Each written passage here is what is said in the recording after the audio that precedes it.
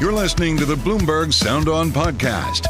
Catch us live weekdays at 1 Eastern on Bloomberg.com, the iHeartRadio app, and the Bloomberg Business app, or listen on demand wherever you get your podcasts. Well, it seems there are more questions than answers after the Colorado Supreme Court's unprecedented and stunning decision barring Donald Trump from appearing on the state's March 5th primary ballot. President Joe Biden refused to weigh in on the decision, but he did say this. Is Trump an insurrectionist, sir? Well, I think certainly they're self-evident. You saw it all. Now, whether the 14th Amendment applies, I'll let the court make that decision. But he certainly supported an insurrection. There's no question about it. None. Zero. And that was one thing that all the justices in the 4-3 Colorado decision agreed on. There was an insurrection, and Trump incited it. Joining us to weigh in on the many, many legal issues surrounding the election and Trump is Palm Beach County State Attorney Dave Aronberg. Thanks so much for being here, Dave. Thanks for having me, June. I'm going to start with a question that legal scholars have been debating for months. The Colorado Supreme Court decided, in your opinion, does Section 3 of the 14th Amendment bar Trump from running for president again? Well, I read the 133-page ruling from the Colorado Supreme Court, and I thought they made some very compelling arguments. It's hard to argue from a substantive standpoint that he did not engage in insurrection. Remember, the standard under Section 3 is not that he be charged with insurrection, because no one's been charged with that. It's whether he engaged in it, whether he gave comfort or aid to the insurrection. And all the judges and justices, as you correctly pointed out, said he did. Even the judge at the trial court level, the district court judge in Colorado who ruled for Trump, found that he engaged in insurrection. But when it comes to the U.S. Supreme Court, I do think they're going to overturn this ruling. They want to. The 6-3 conservative majority does not want to bar Trump from the ballot. And I think they're going to focus on procedure, perhaps say that due process was violated, that there needs to be some sort of mechanism set up by Congress, who is empowered under Section 5 to do so, to make sure that each state doesn't go its own way, where individual secretaries of state don't go rogue and target their political enemies. And so I think they're going to punt on the substantive issues. They're not going to touch insurrection, but instead they're going to find a procedural way out of this. I agree. I would fall off my chair if the Supreme Court affirmed the Colorado Supreme Court. So now Trump is going to appeal to the Supreme Court, and I've lost track of how many times he's done that. I take it from your answer that you think that the court is going to take this place. They almost have to take it. Oh, yeah, 100%. And, like the district court gave the Supreme Court a way out if they wanted to say that Section 3 doesn't apply to the president. There's some dispute over that.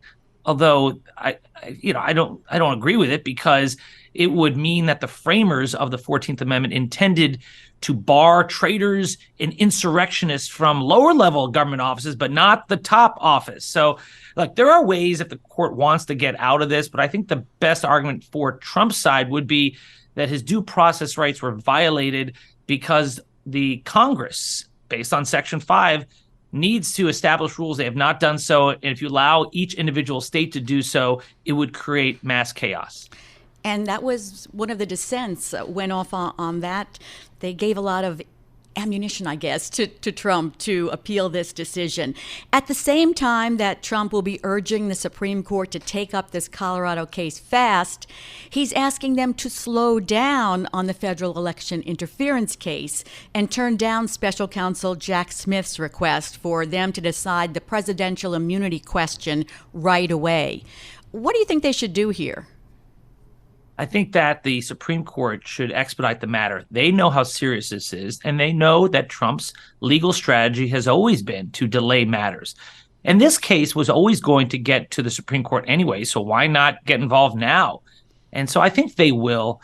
But Trump doesn't, he reveals his code. He reveals it in his pleadings by saying, hey, don't expedite this.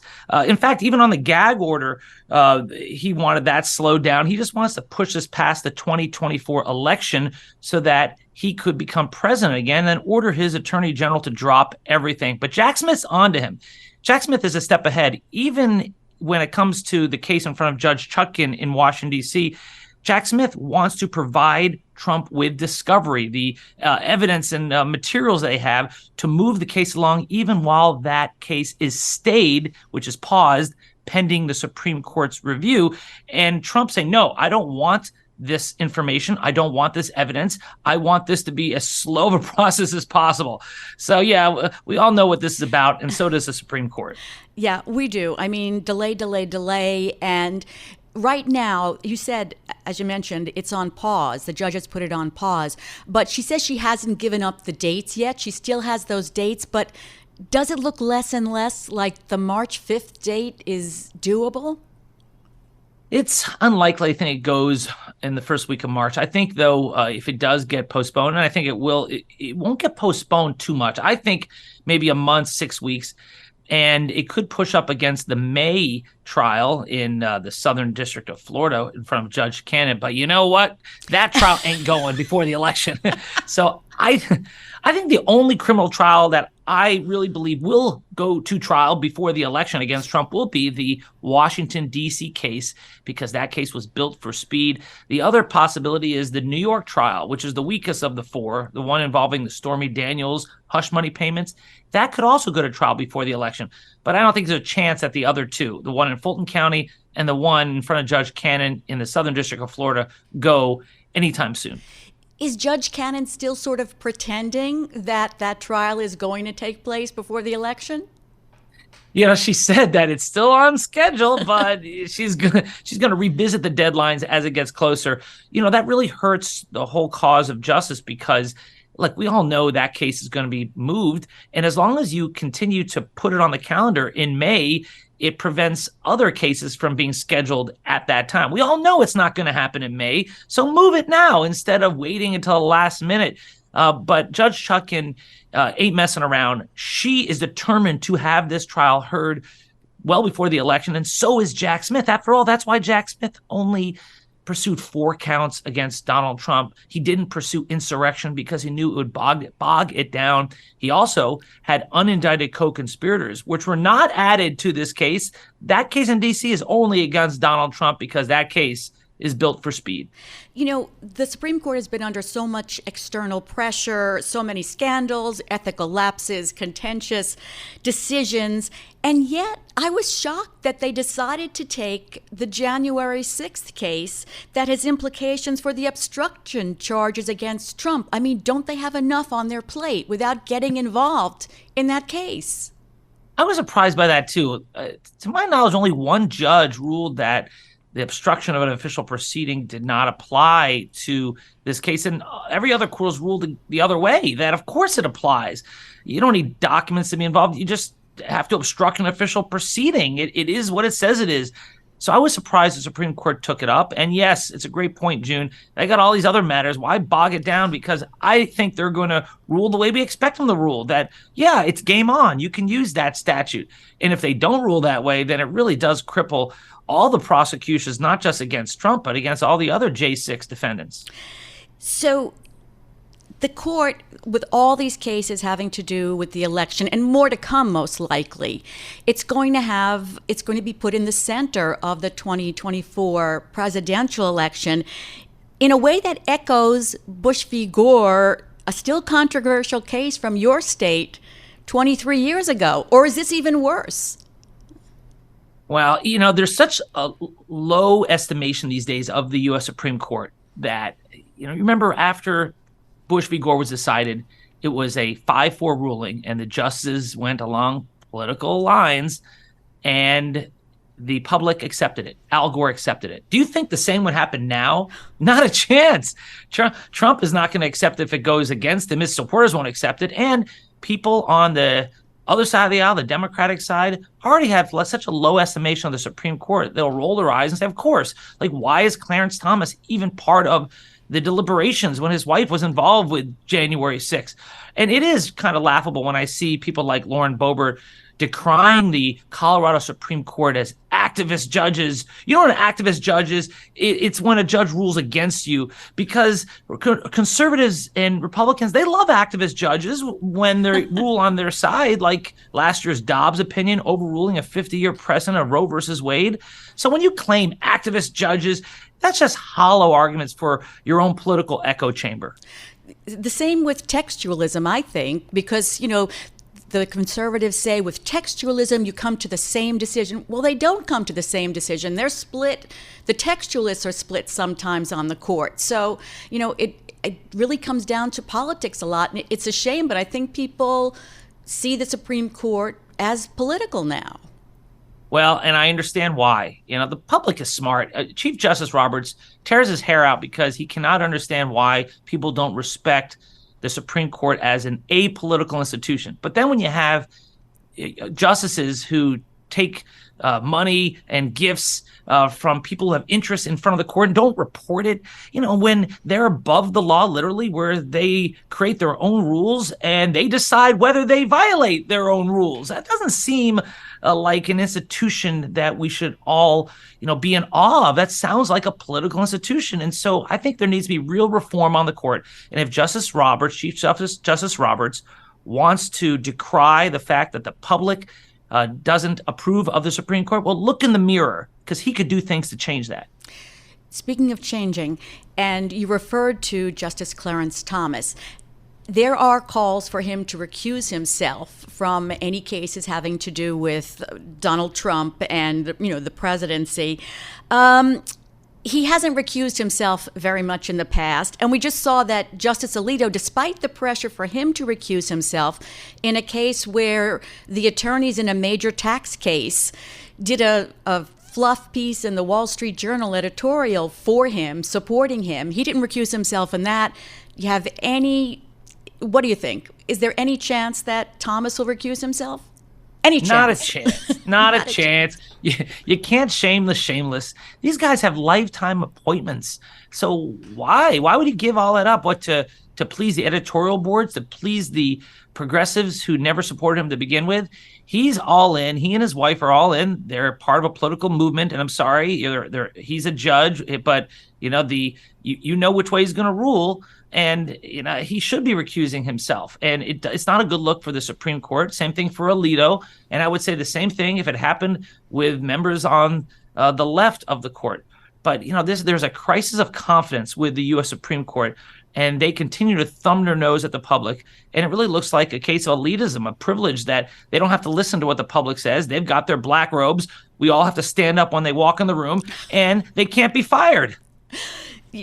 Just going back for a moment to the issue of presidential immunity. And at times, it might be surprising, but at times this court has turned Donald Trump away in the election cases and in other cases that he's tried to push them to take. On presidential immunity, that's an issue that if they decide it's going to be landmark, and it's going to stand not only for Donald Trump, but for Joe Biden and every other president that comes. How do you think they're going to rule on that? I think they will reject presidential immunity, because otherwise we don't have a president, we have a king. That's why we left the crown, was because we didn't want to have a king. And so if it means that you can't indict a sitting president and you can't indict a former president for anything he or she did while they were president, then then this is not a president, and it sends a very damaging precedent, because then what happens is if Joe Biden decides that he does not want to abide by the election results and cancels the election and locks up Donald Trump, well, presidential immunity. So be careful what you wish for. It's not so funny what happens on the other side of the aisle, is it? We'll see what happens when these cases come down. We're running out of time, but I just want to get your take on the Supreme Court. In other cases too, they're taking all these big cases, the abortion pill case, the guns cases, and it's all going to come down in June when people are campaigning for president and other offices. So they're looking for trouble. Yeah. Yes, I think it's a boon for the Democrats, because the Dobbs opinion has been a huge benefit for Democrats at the polls. the Supreme Court doesn't get the memo from Mitch McConnell to stay quiet before an election, they're going to come out and do their stuff, undoing years of precedent, and it's going to be very unpopular. So that is a wild card we have not considered when it comes to the 2024 elections. That's something the polls are not indicating yet. Thanks so much for being here, Dave. It was a pleasure. That's Palm Beach County State Attorney Dave Aronberg. You're listening to the Bloomberg Sound On podcast. Catch the program live weekdays at 1 Eastern on Bloomberg Radio, the TuneIn app, Bloomberg.com, and the Bloomberg Business app. You can also listen live on Amazon Alexa from our flagship New York station. Just say, Alexa, play Bloomberg 1130. I'm June Grasso, sitting in for Joe Mathieu today. A new poll conducted by the St. Anselm College Survey Center at the New Hampshire Institute of Politics finds that former United Nations Ambassador Nikki Haley has doubled her support from 15% in the Survey Center's last poll in September. She's now at 30% with just over a month before the first-in-the-nation primary. My politics panel today is Bloomberg Politics contributor Rick Davis and Democratic strategist Al Mottur. Al, how much does this have to do with the New Hampshire Governor Chris Sununu endorsing Haley over his supposed good friend Chris Christie? I think it certainly helps. The Sununu name is gold in New Hampshire. But I would also note that New Hampshire has a particularly unique electorate. Their primary allows crossover voting. I remember when I was canvassing there in 2016 for then Secretary Clinton, I would encounter voters who told me they couldn't decide between her and John Kasich, and I would encounter voters who told me they couldn't decide between Bernie Sanders and Donald Trump. So I think that it's a state uniquely suited for someone with her message, and I wouldn't be surprised if she pulls the upset. So, Rick, what is she doing right? You know, I've had a lot of experience in New Hampshire, and, you know, sort of the god of New Hampshire Republican primary politics is John McCain. And she's doing a lot of what he used to do, which is going to town halls, you know, meeting with voters in those town halls, answering their questions, not giving sort of set answers, but really having a dialogue. As Al pointed out, New Hampshire voters are quite unique. They are used to being able to interact with candidates. And when they're denied that opportunity, you know, they punish you. And there's this great line that, you know, John McCain was going to see some voters and he said, "Hi, I'm John McCain. I'm running for president. And I'd love to have your support." And one of them said to him, "Yeah, well, I've only met you twice. So, you know, hang out and I'll consider it maybe after the third or fourth meeting." And they really do believe that. They expect you to come see them. And she's done that, much more so than other candidates who've kind of placed their bets like Ron DeSantis in Iowa and hasn't spent the time doing on-the-ground work. I would say the difference here is she has connected with New Hampshire voters in a way that Chris Christie hasn't. He devoted himself to New Hampshire and you know, just hasn't connected the way she has. And so kudos to her. I think that she's got a lot of wind at her back. It'll be very interesting to see how this turns out, because right now I would say it's probably, you'd have to consider it a dead heat, because she has, as this poll indicates, been moving up while Donald Trump is literally where he was a year ago when this polling took place. And so her ability to add voters between now and the primary on the 23rd of January is already proven. Can she get enough between now and then to actually win? So Trump still maintains a significant lead with 44%. Former New Jersey Governor Chris Christie is at 12%. Florida Governor Ron DeSantis' support all but disappeared. He's now at 6%. Al, do you agree with what Rick was talking about, that Haley can make up the really significant lead of Donald Trump? I do. And look, Trump is very likely to win Iowa. Not sure by how much, but he's very likely to win. New Hampshire has a history of saying, hold on, what about us? And saying we have a different opinion, and upsetting the race in a number of historically significant times. I remember Hillary was out of it in 2008. All of a sudden, she stunned the world and beat Obama. And then it became a race all the way to the convention practically. So if I was a betting person, I would say it's going to be very tight and that she very well might win.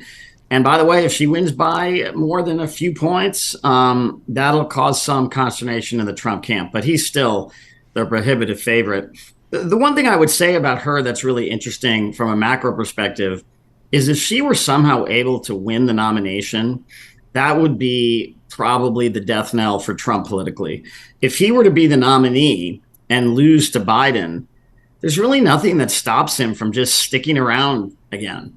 And, back to the earlier discussion with your legal expert about keeping him off the ballot, the best way to end Trump's influence over the Republican Party and to a degree our country is to beat him at the ballot box and really ideally to beat him in the Republican primary. Not sure if it's possible, but if anyone can do it, it's her.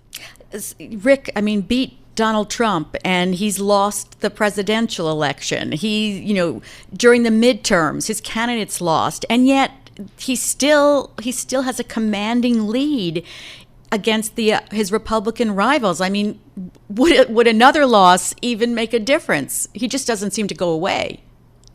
Yeah, look, we've talked about it a lot, but he's got this core of support, let's call it anywhere from 30 to 45% within the party, right? It's not a majority. It's within the party is his core. And he uses that to better advantage than any politician I've ever seen to intimidate senior members of the Republican Party, to intimidate the media, to intimidate, the legal system.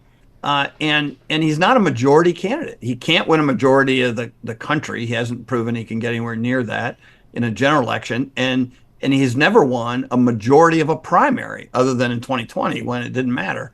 And so, he's a minority candidate in the sense that he is successful without ever getting close to 50%. And I agree. I think the best way to dispatch him from actively exerting his influence in the Republican Party is for someone to beat him in the primary straight up. I would say my concern about him is always he'll never declare defeat, even in a primary. He'll claim it's stolen. He'll claim he's the nominee of the party. It's and if he does become the nominee, regardless of the outcome of the election in November of 2024, he will also claim that he's the winner. And so we have our work cut out in this country to try and create stable democratic institutions to handle a guy like him. And no matter what he says, no matter how frightening it may be, for example, he's commented that he would be on day one a dictator. In that Quinnipiac poll, 53% of voters are concerned with that comment, but 44% aren't, and 84% of Republicans say they aren't worried about that remark. So it seems like it doesn't even matter what he says at this point or how frightening that may be. But more to come, as there always is. Thank you so much, both of you. That's politics contributor for Bloomberg, Rick Davis, and Democratic strategist, Al Mottur. You're listening to the Bloomberg Sound On podcast. Catch us live weekdays at 1 Eastern on Bloomberg.com, the iHeartRadio app, and the Bloomberg Business app. Or listen on demand wherever you get your podcasts.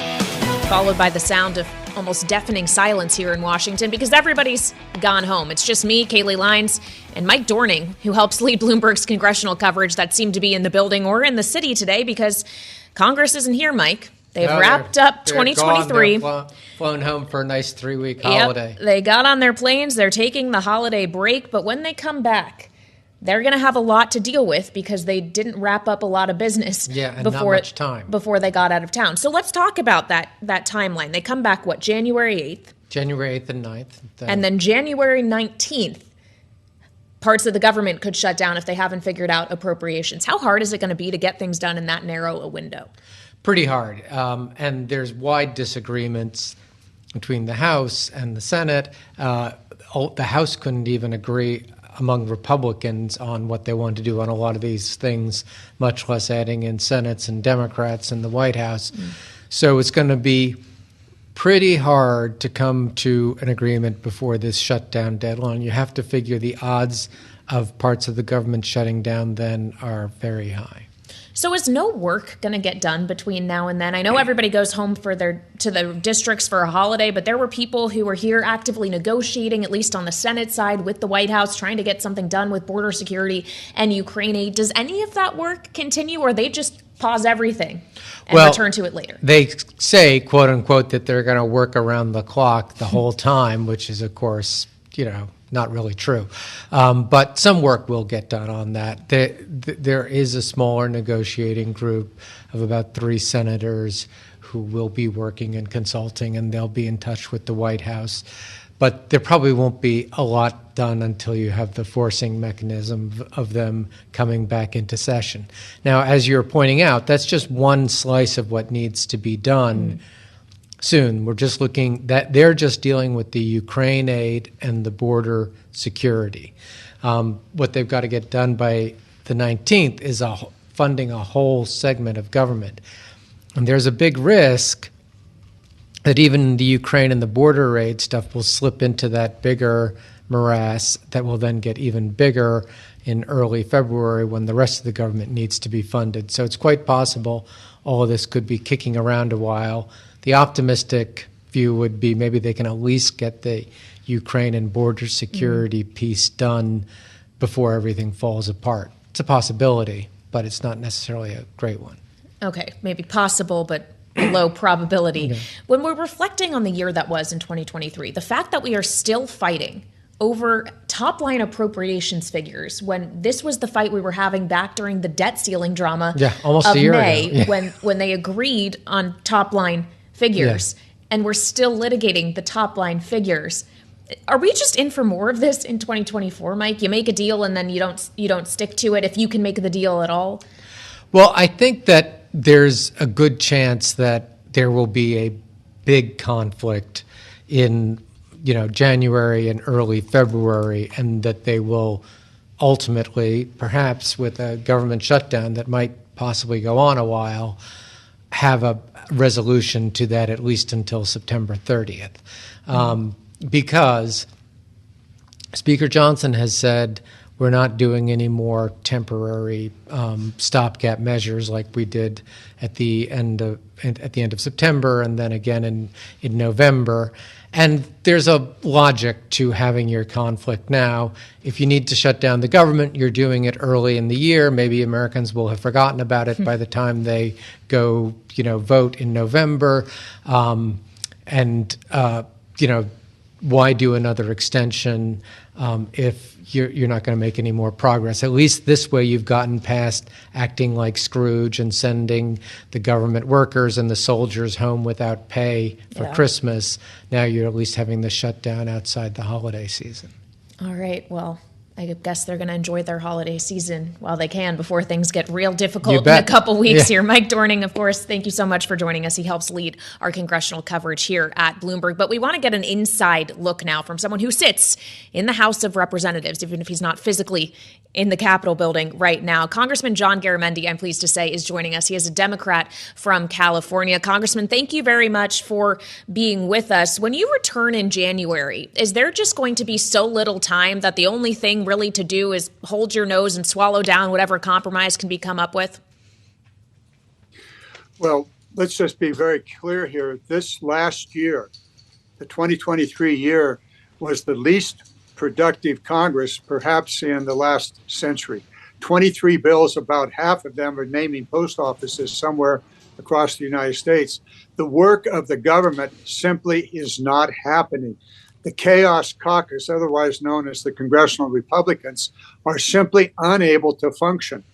They are so badly split with the MAGA extremists on one side, a few moderates still left in the moderate side of it, and the rest of them all looking to their primary and wondering if they step out of line and make Trump unhappy in some way, then they will get primaried. It's a very, very serious problem when the Congress simply cannot function. Mike Johnson, the new speaker, is totally incapable of leading because he knows that at any moment, one member of his caucus could put his leadership at risk and call for a vote that is to vacate the chair. And so we're really stuck also keep in mind that what has been done, that is the funding of government through the first year, has been done principally by the Democrats. We put up 2/3 of the votes. We put up our 200 or so, and then the Republicans add on. And so it's just a terrible situation. And frankly, it is not going to get better. The margin for the Republicans has actually declined.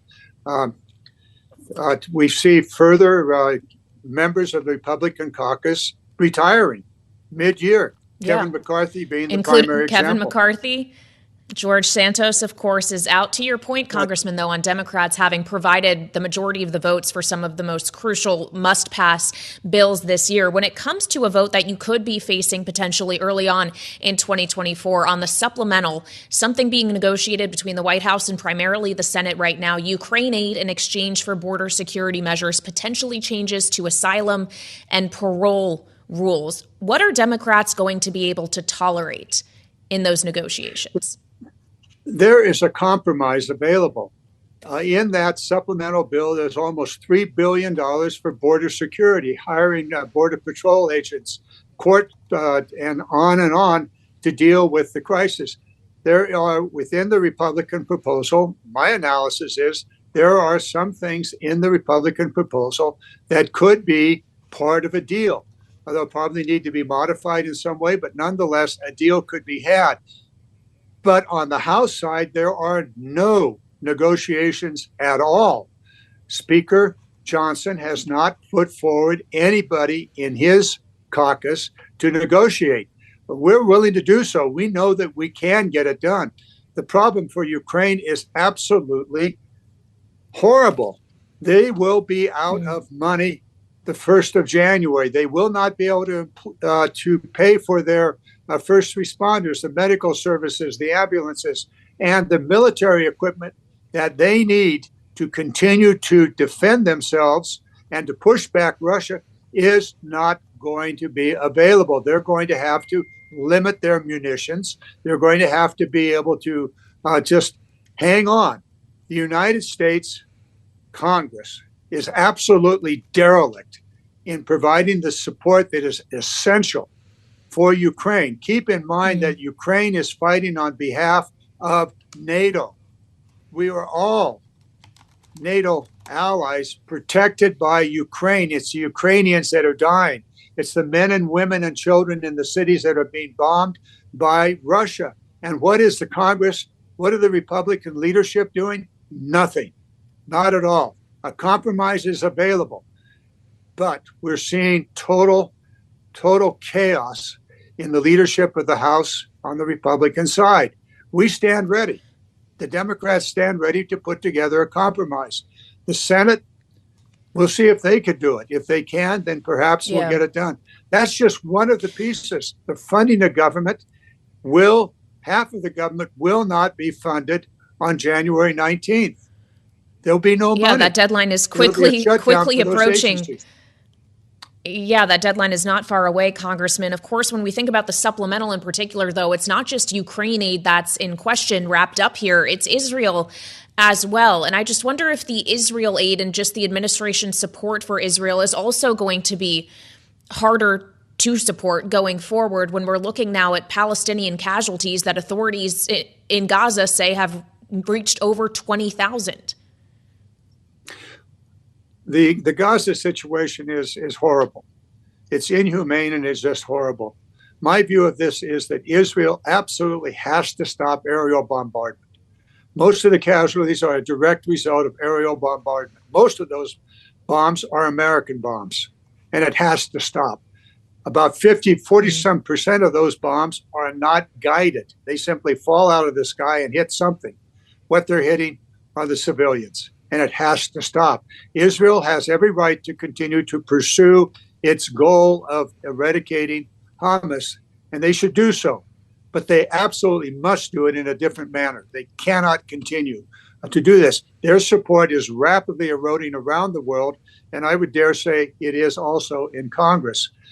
Now, humanitarian aid is also in the legislation.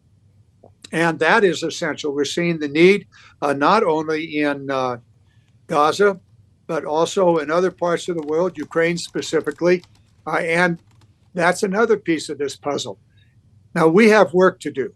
We can do it. We must do it. We have no choice. And the supplemental Ukraine, Israel border, as well as the humanitarian support, is necessary. Also, we need to understand that we have to continue to fund the government. Your reporter from the Congress suggested that a CR is not going to happen. Well, if a CR doesn't happen and the appropriations don't happen, then government will shut down, and it will have a horrendous effect on America, not only on the operations of everything from the air traffic control systems to highways, other essential programs. The military will probably continue to be paid, but the police will not. It's a terrible problem if we don't continue to fund the government. And finally, the status of America in the world has already been seriously jeopardized by the unwillingness and the inability of the Republican-led Congress to operate. Right now, Putin is having a very, very good Christmas holiday because he is simply laughing at America. And he's telling the world, you do not want America as your ally because they will back away. They will leave you in the field without guns, without ammunition, and without the supplies you need. Putin's having a very, very good Christmas. Ukraine is not. And America is suffering as a result of the inability of the Republican-led Congress to get the job done. So there's a lot to unpack in that answer there, Congressman. I want to combine a few issues that you mentioned here. You talked about America and its standing in the world, the U.S. military, whether or not troops will continue to be paid. And we were originally talking about the conflict between Israel and Hamas. There's one thing that kind of bridges a lot of this, and that is what we're seeing happening in the Red Sea right now. Obviously, there is a lot of naval vessels in that region. The U.S. already has been actively engaged in defensive measures, shooting down Houthi drones as they are attempting to strike merchant vessels bound for Israel, or perhaps it has become a bit more indiscriminate now. How concerned should we be by what's happening in the Red Sea? And I ask you this knowing you serve on the Armed Services Committee and the Transportation Committee, the subcommittee on maritime transport in particular. Well, it is a very, very serious international problem, but it is not a new problem. We've seen periodically the interruption of shipping, both in the Red Sea. Years ago, it was the pirates taking over ships, obviously problems in the Gulf also. So this is not new. America has always been there, and we are there today. We're calling on allies, other countries, some of whom are NATO, others are not NATO countries, to join with us in providing the necessary naval support to make it clear to the Houthis, and more importantly, to Iran, that they cannot interrupt the international flow of shipping, not only oil and gas, but also all kinds of goods that are shipped through the Red Sea and the Suez Canal. It's important that the United States does this. We do this all the time. We have been the leader since the Suez Canal crisis way back in the 60s. We've been the leader in the Middle East, providing the stability and the support for the open seas. We'll continue to do that. Now, there is a problem here, and it takes us back to the funding of government. We are using very expensive missiles, a couple $1 million a missile, to shoot down $2,000 drones. It's not a good situation. Those missiles cannot be replaced. Yes, go ahead. Well, would it be more strategically optimal for the U.S. to instead use its ammunition to just go after the Houthis directly, direct strikes where they are? Or is that too escalatory? Well, it's certainly escalatory, but we might want to talk to the Saudi Arabians who attempted to do that for 9 years, unsuccessfully. The Saudis used American equipment of all kinds to try to do precisely that, is to stop the Houthis and to remove their military capability. They failed. Now, would we be more successful? Probably not. What we need to do here is to be there, to do what we can do, and it's difficult because of the asymmetry between the cost of the missiles that we're using to defend and the drones that are being used by the Houthis. The real issue here is Iran. All of this goes back to Iran. And clearly the Houthis are supported by Iran. Those missiles are Iranian missiles. The drones are Iranian drones. And the issue of Iran remains front and center in most of the issues. Certainly the Hamas, that's Iran. Further north in the Lebanon area, that's Iran. Syria, that's Iran. The current attacks that are going on against the American military in Iraq, that's Iran. So we must recognize, and we do, that Iran is the central cause of most of the disruption that occurs in this region. How to deal with Iran? We were on a path during the pre-Trump administration, the Obama administration, to rein in Iran on their nuclear and other activities. Unfortunately, Trump terminated that, turned Iran loose to pursue its nuclear ambitions and simultaneously to continue to pursue its ambitions to dominate the Middle East. So this is a very difficult but a very, very important one. The show of force by multiple countries is extremely important. Will it stop it? Well, let's hope it does, because the alternatives are just not good. The alternatives being perhaps trying to attack the Houthis.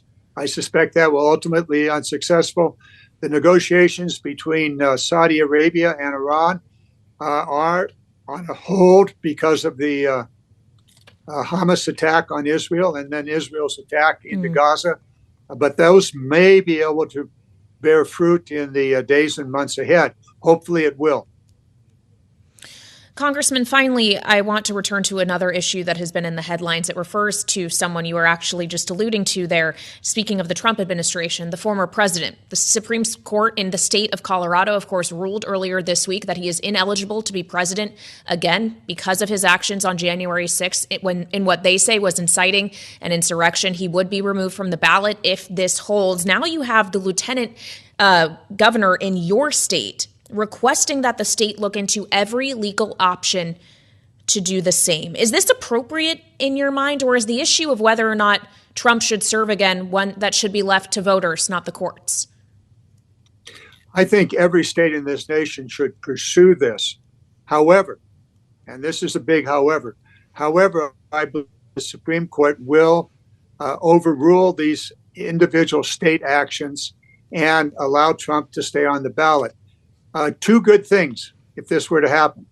First of all, multiple states would take up the issue of the insurrection that Trump created and hold him accountable state by state. That would be good for the American public to know this is not just a Washington thing. This is something that states across this nation are observed and are taking action on. Ultimately, I believe that Trump should be given the chance to be on the ballot, and I suspect the Supreme Court will so rule.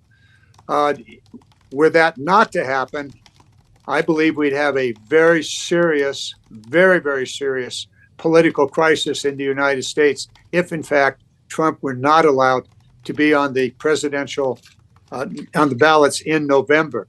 Between now and November, let the states act. Let them go through the process, as did Colorado, and put the proof on the table, which Colorado did. And I believe other states should do that. Ultimately, I think the Supreme Court will say, no, that can't happen that way. Trump will be on the ballot. And he should be defeated for multiple reasons. He is a direct threat to our democracy.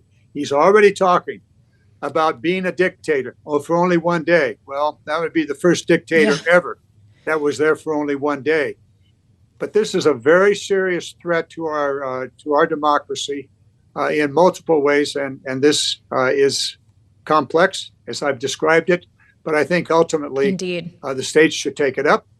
They should come to a conclusion, and then ultimately the Supreme Court should take it and allow Trump to go on the ballot in November. Well, Congressman, I really appreciate you weighing in on the complexity, not just of this issue, but of issues of foreign policy as well. Thank you so much for joining us. We really appreciate your time. That is Democratic Congressman John Garamendi of California. You're listening to the Bloomberg Sound On podcast. Catch the program live weekdays at 1 Eastern on Bloomberg Radio, the TuneIn app, Bloomberg.com, and the Bloomberg Business app. You can also listen live on Amazon Alexa from our flagship New York station. Just say, Alexa, play Bloomberg 1130. All right, well, we want to return to a conversation we were just having in regard to what is happening in the Middle East. There have been renewed talks in recent days, attempts to broker a deal to release more hostages being held by Hamas. But Hamas has said in the last 24 hours it would not discuss a new deal to release hostages until, and this is a quote from their statement, there is a comprehensive cessation of aggression. This is, of course, as Israel is stepping up its operations in Gaza. So we want to get more on this now. I'm pleased to say joining us is Carmel Arbit. She is joining us from the Atlantic Council. She's a senior fellow there and focuses specifically on the Middle East. Carmel, we've spoken with you before here at Bloomberg on our TV program, Balance of Power, and you suggested that once that first brief deal to halt hostilities for a period of time and exchange hostages expired, which of course it has, it would be much harder to make a second deal happen. Do you still feel that way, or do you think there is actually potential for another agreement here? Thank you so much for having me on again. I do think there is potential for a deal here, and I think that actually the parties are quite close, and I believe that for a few reasons that we can go into. But this will be a much more difficult deal, specifically for the Israelis, insofar as they received in the first ceasefire an exchange of a ratio of about 1 to 3 hostages for Palestinian prisoners. The prisoners who were released had very low level, or in some cases no crimes, hadn't been charged at all. And that largest swath of prisoners of hostages that released from Gaza were youth and elderly women. The situation that we have now is that Israel has already said publicly that it is willing to engage in a ceasefire for 7 days in exchange for 40 hostages, about half of what they got last time. And the demands from Hamas are expected to include prisoners who have blood on their hands. And so what that means is prisoners who are kind of high value, who have been involved in serious or significant crimes, which will in and of itself be a much higher price that Israel will have to pay. Well, in the meantime, while they're trying to work out whether or not there can be a deal that's made here, as I said, things are escalating in Gaza. The IDF, it seems, has found more Hamas centers, it says, in the Strip right now. And the civilian death toll, at least according to Palestinian authorities, has surpassed 20,000. I was just speaking with Democratic Congressman John Garamendi of California, who said Israel needs to stop this, basically, to paraphrase his words. And he said that sentiment is turning against them. Carmel, do you think that's true? Yeah, I think that the atrocities as we've seen them in Gaza are just agonizing for anyone who is watching TV, watching images of children, of women, of families that have been killed, of houses that have been demolished. The images are absolutely heart-wrenching. And with that, public opinion in the United States and around the world is shifting, and pressure on Israel is growing to, if not entirely end the war through a permanent ceasefire, to at least pursue a temporary ceasefire and to move to the next phase of this war. The Israeli government had said that they were going to engage in a multi-phase war that included a bombing campaign, a ground operation, and then ultimately to move to the next phase, which would be a bit more surgical, which would not be this high level of intensity of conflict. And we're seeing preparations for that starting to take place. So one of the early indications that there is a ceasefire on the horizon is the intensification of that ground operation, which we often see, frankly, by both sides in anticipation of a pause. Well, as you talk about the intensity of the operations, the U.S. would like to see the temperature lowered here. This is actually something we heard the Secretary of State, Antony Blinken, talking about just yesterday. Here is what he had to say on this. It's clear that the conflict will move and needs to move to a lower intensity phase. And we expect to see and want to see a shift to more targeted operations with a smaller number of forces that's really focused in on dealing with the leadership of Hamas, the tunnel network.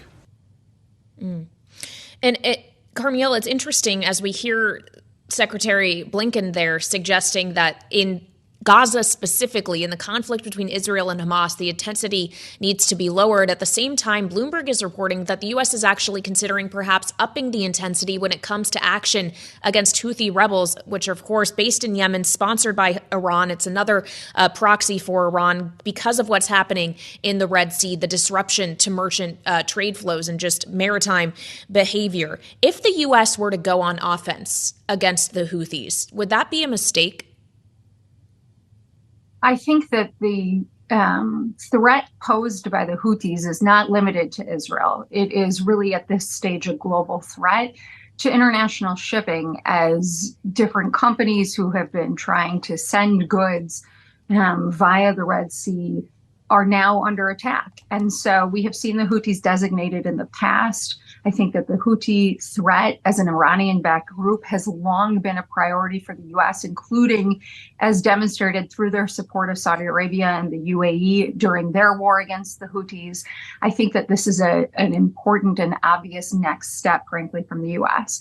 I do think it's useful to think about the different dimensions of this conflict. It is not only what's happening in Gaza, but also what's taking place right now in Syria, in Lebanon, and of course in Yemen, as different actors, in many cases backed by Iran, are continuing to threaten Israel, and Israel is responding in kind.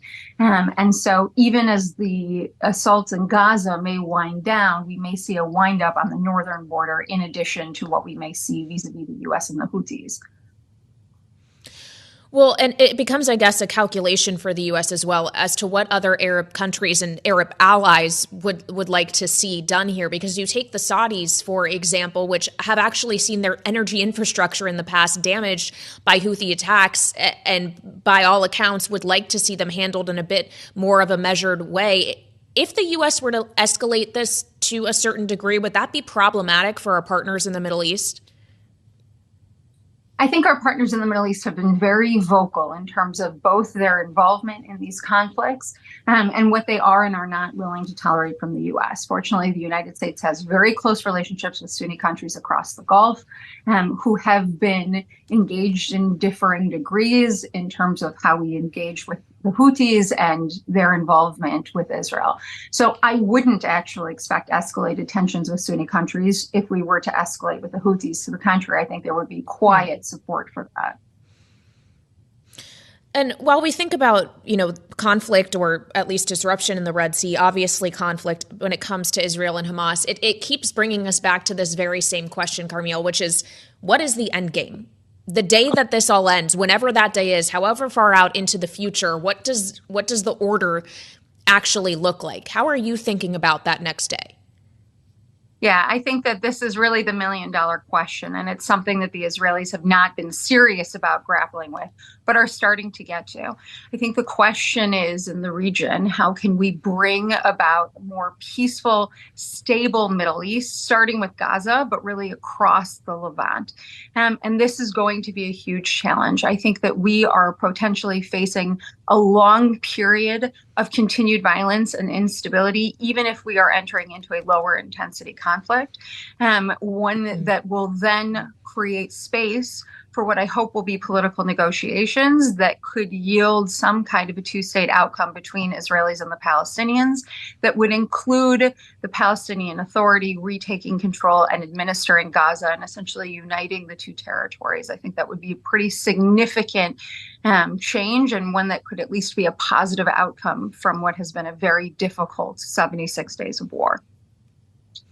Yeah, and difficult is almost understating it. We appreciate your insight, Carmiel. Thank you so much for joining us. That's Carmiel Arbit of the Atlantic Council, where she is a senior fellow. We'll have much more coming up on Sound On. This is Bloomberg. You're listening to the Bloomberg Sound On podcast. Catch the program live weekdays at 1 Eastern on Bloomberg Radio, the TuneIn app, Bloomberg.com, and the Bloomberg Business app. You can also listen live on Amazon Alexa from our flagship New York station. Just say, Alexa, play Bloomberg 1130. I am indeed Kailey Leinz here on the fastest show in politics. Joe Mathieu is taking a well-deserved day off, but we have much to discuss, as we have been discussing over the course of the last 2 days, specifically when it comes to former President Donald Trump. Colorado State Supreme Court making history in many ways this week when it ruled he is ineligible to be president on grounds of the 14th Amendment because of his actions on January 6th. But ultimately, this very likely is going to end up being a decision that the Supreme Court of the United States has to make. I actually, on this program yesterday, spoke with Lawrence Tribe, who is a well-known Supreme Court expert and professor at Harvard Law, and he told me he thinks the High Court will uphold the ruling. Here he is.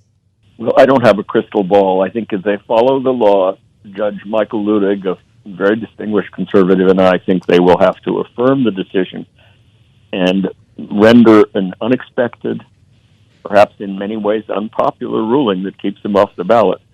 They find some way, consistent with the 14th Amendment and their oath to the Constitution, some exit ramp, some way of not keeping them off the ballot.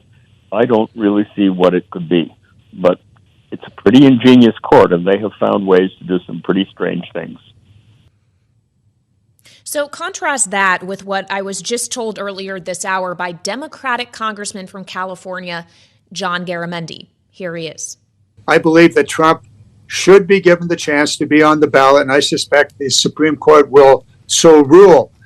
Were that not to happen, I believe we'd have a very serious, very, very serious political crisis in the United States if, in fact, Trump were not allowed to be on the presidential, on the ballots in November. So I want to get another take now by actually someone who sat on the January 6th committee in the House of Representatives. The report that came from that committee actually showed up not just in the Colorado District Court's ruling that was in question here, but the Supreme Court said that it had every right to be used as evidence in this case in particular. Joining me now, I'm pleased to say, is former Congresswoman Stephanie Murphy. So, Congresswoman, thank you very much for being with us. As someone who sat, as I said, on the January 6th committee, who of those two individuals do you think is right in this case? Well, I think one person was arguing the legal and judicial angle of the case, and the other was looking at it through the political lens. I have all the respect in the world for Congressman Garamendi, but as he explained himself, he was concerned about the political consequences of a Supreme Court ruling that kept the former president off the ballot. I think, it's going to be up to the courts to apply Section 3 of the 14th Amendment, but without a doubt, the January 6th committee did show that the former president engaged in insurrection or gave aid or comfort to those who engaged in insurrection, which is the language that is used in the 14th Amendment that would prohibit people who conducted such activities from being on a ballot. So do you feel good about the fact that the committee's work is being used as a legal basis here for this? Do you think that's justified, or should he be actually charged with insurrection and formally convicted first? I think that the January 6th Select Committee provided a lot of information that has been used not just in this court case, but in a number of cases, whether that's Georgia or otherwise, as it relates to prosecuting the folks who committed crimes on January 6th. January 6th Select Committee really was the first time where we painted a full picture of what happened. As you might recall, in the days and months before the January 6th Select Committee began our hearings, the American people saw bits and pieces, the phone call to the Georgia state officials. They got little pieces of what happened in the run-up to January 6th. But really, it was the Select Committee that painted the broader picture, the full narrative of all of the activities at the local, state, and federal level to try to change the outcome of a fair and free election. And so it's not a surprise to me that that information and that evidence is being used by the courts. So if it is indeed being used in the courts and therefore matters to the courts, do you think it matters enough to the American electorate, to the base that this former president appeals to, that does not seem to be swayed by what the committee presented or what frankly, the courts or other legal authorities have to say about the matter? I've been a bit dismayed by the short-term memory of the American electorate. I think we did see an initial impact from the January 6th Select Committee hearings in the election that immediately followed. We saw the American people reject election deniers pretty much across the board, across this country.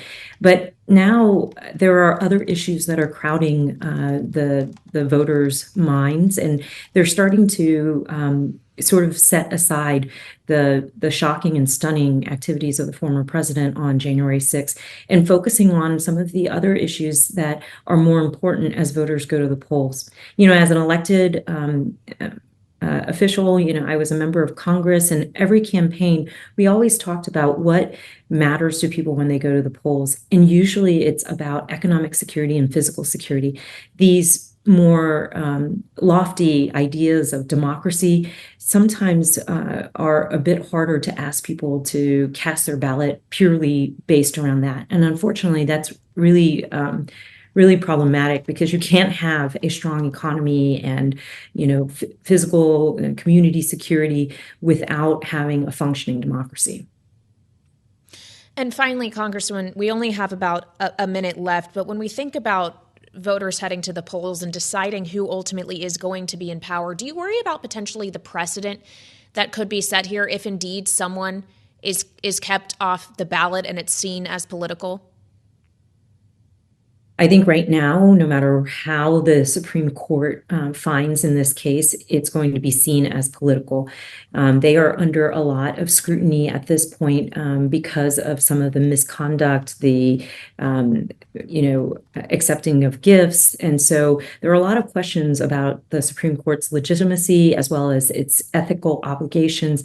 And so whichever way they find in this case is going to be, unfortunately, seen as political. And that hurts our country broadly when our institutions are undermined and people lose faith in that way.